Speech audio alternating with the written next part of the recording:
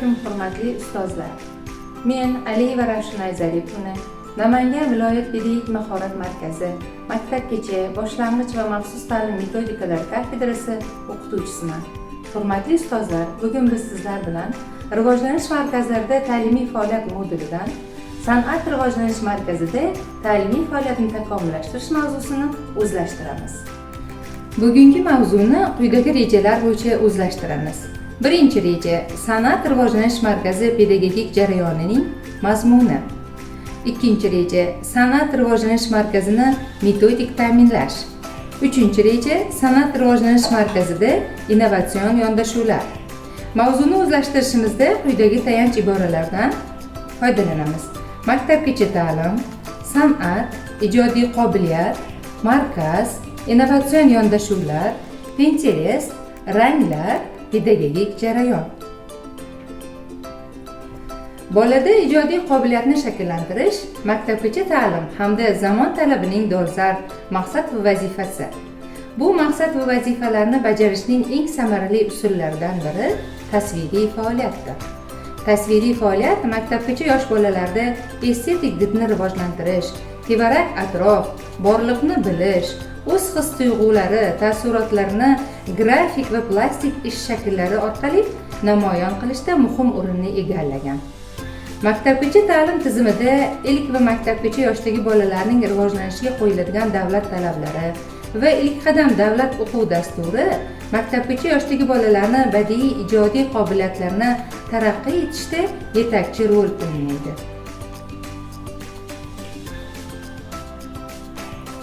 San'at rivojlanish markazi bolalarga quvonch, hayajon va qoniqish hislarini baxsh etadi. U turli funksiyalarni bajaradi, biroq eng avvalo bolalarning ijodkorligi, qiziquvchanligi, tasavvuri va tashabbusiga oziq beradi.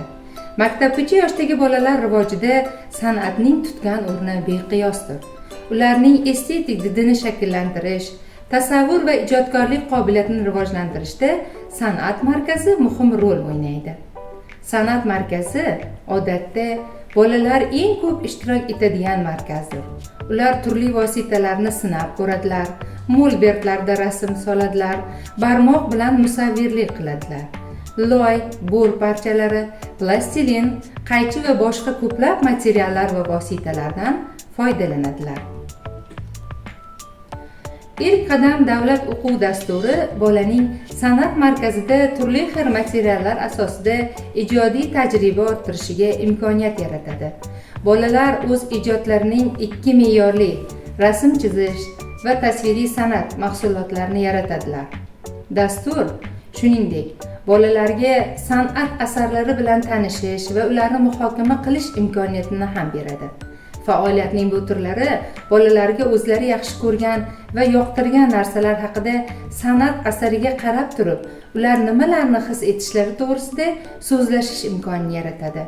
Bunday faoliyat turlari bilan shug'ullanish davomida bolalar madaniyat, tarix va hozirgi jamiyat haqidagi bilimlarni o'zlashtiradilar. San'at rivojlanish markazida tashkil etilgan pedagogik jarayon mazmun jihatdan ilmiylik, tizimlilik, izchillik va shaxsga yo'naltirilganlik tamoyillariga asoslangan. Markaz faoliyatida ta'lim-tarbiya jarayonini bolalarning yosh va individual psixologik xususiyatlarini hisobga olgan holda kompetentlik yondashuvi asosida tashkil etiladi.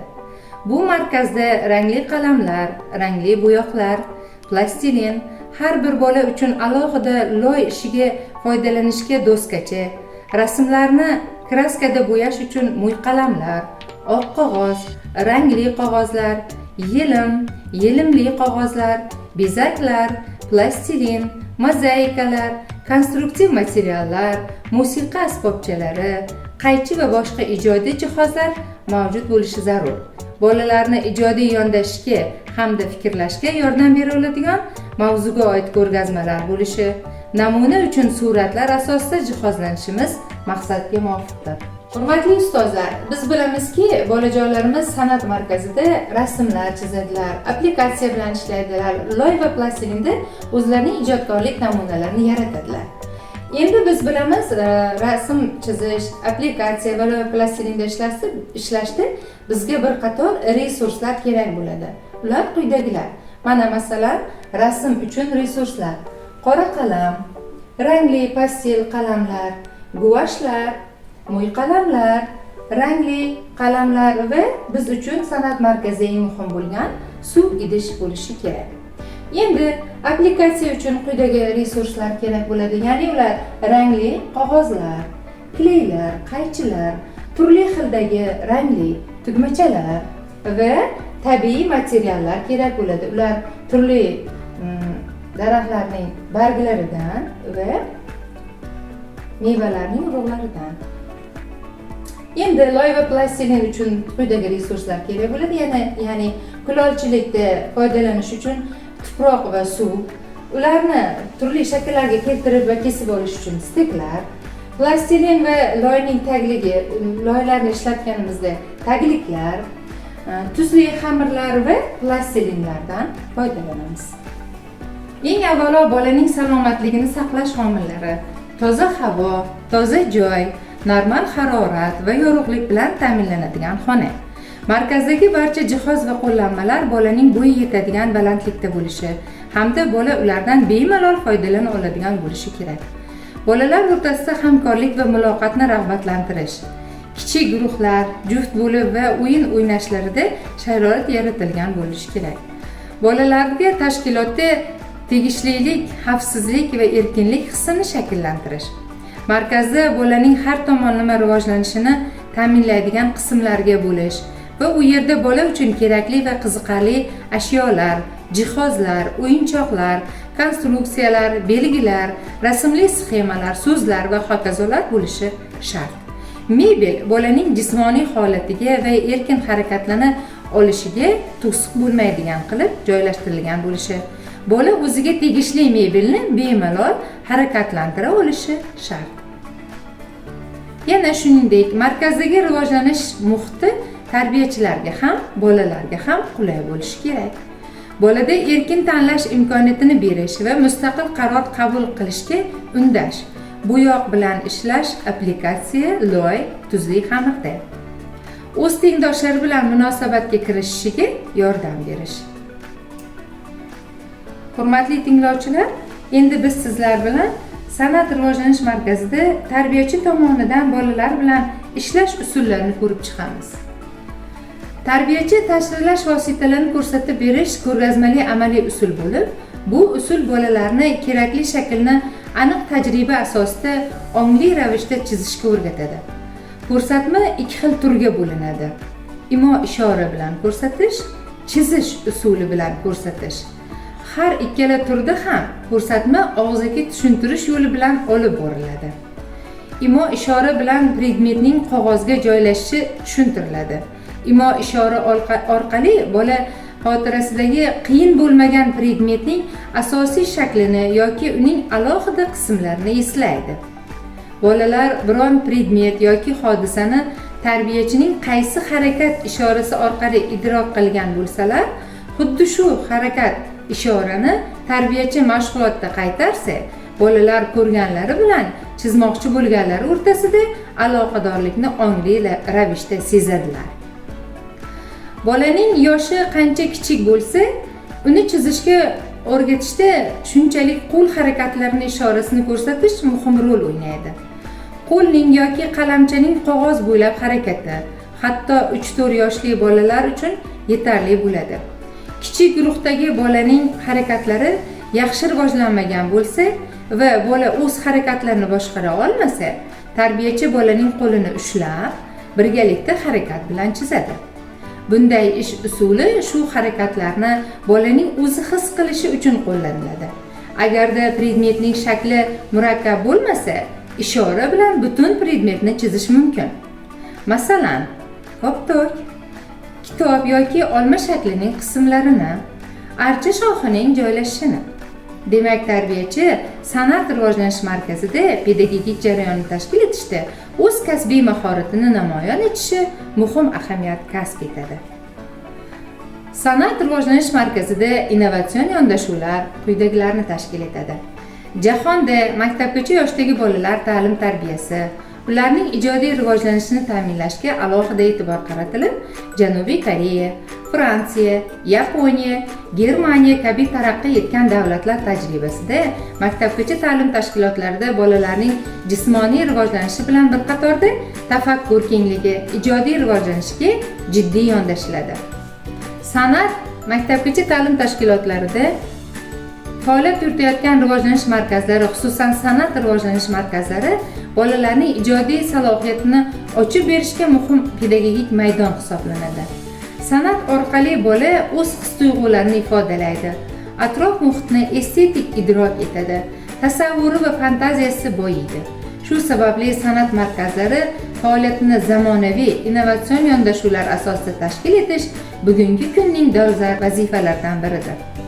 San'at markazlarida innovatsion yondashuv bolalarni tayyor andozalar asosida emas, balki mustaqil izlanish, tajriba va ijod orqali o'rganishga undaydi va zamonaviy pedagogik texnologiyalar asosida ta'lim jarayonini tashkil etadi. Sifatli va ta'lim-tarbiya jarayonini tashkil etishda quyidagi zamonaviy texnologiyalar samaraliroq. Loyiha asosida ta'lim texnologiyasi. Bu metod bolalarda mustaqil fikrlash, rejalashtirish va natijani taqdim etish ko'nikmalarini shakllantiradi. STEM yondashuvi esa san'atni fan va texnologiya bilan integratsiyalash orqali bolalarda kompleks tafakkurni rivojlantiradi. Raqamli texnologiyalar esa multimediali taqdimotlar, interaktiv doskalar, raqamli ilovalar yordamida bolalar san'at asoslarini qiziqarli va vizual tarzda o'rganadilar. Pinterest ilovasi asosida bolalar bilan noan'anaviy usulda rasm, aplikatsiya, loy va plastilin bilan ishlash orqali ijodkorlikni rivojlantirish va ta'lim jarayonining samaradorligini oshiradi. Hurmatli tinglovchilar, yuqorida aytib o'tilgan Pinterest ilovasi orqali noan'anaviy rasm chizish usullaridan bir nechtasini ko'rib chiqamiz. Marhamat.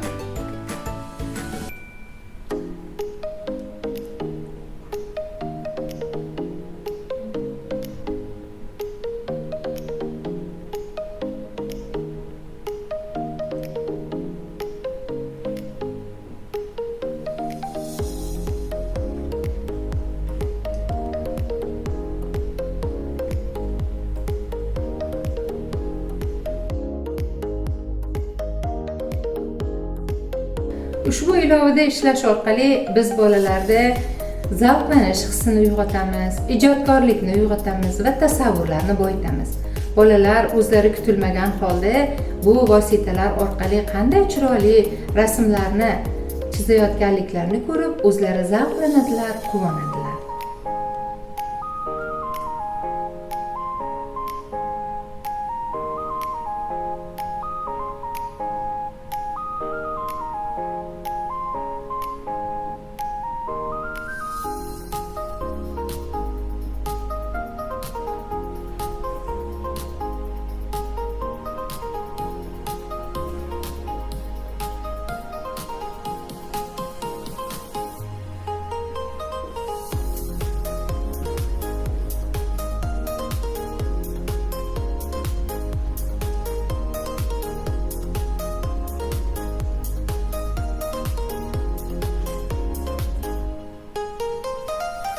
Ushbu ilovadan o'z faoliyatingizda foydalanishni tavsiya etaman.